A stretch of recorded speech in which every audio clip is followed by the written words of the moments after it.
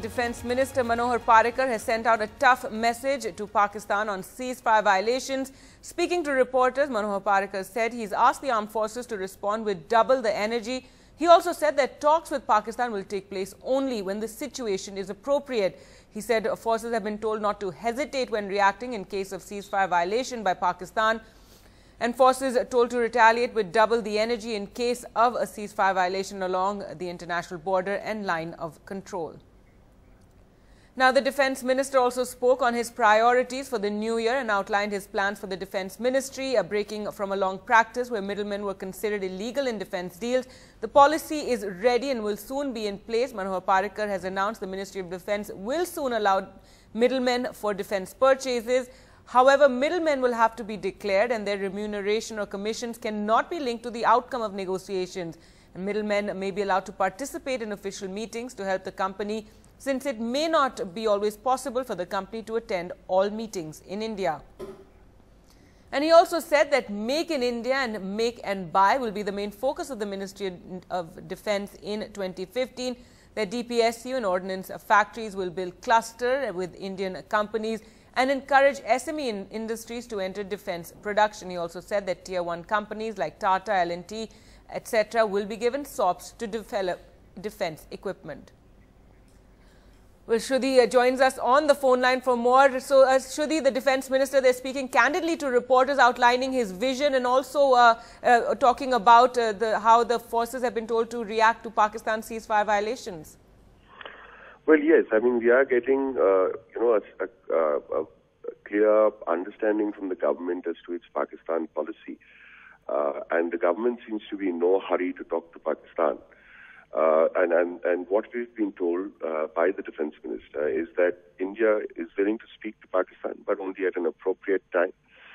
And the ceasefire violations, which has been one of the sore points when last time the talks broke off, the forces have been told very, very clearly that you will retaliate and retaliate very, very strongly. In fact, the Minister says with double the energy that Pakistan shows.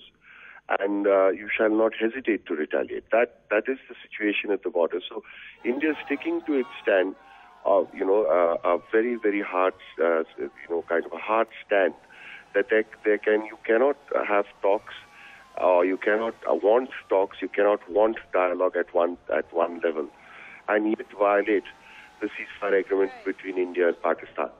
Got it. Right. So he also spoke about middlemen and their role in future defence purchases. If you could tell us about that.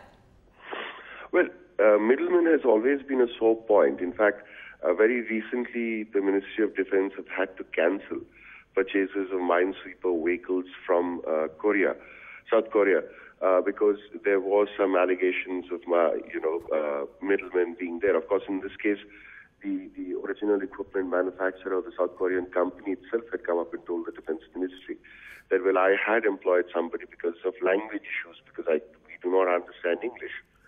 Now, the issue is these kind of problems have been cropping up.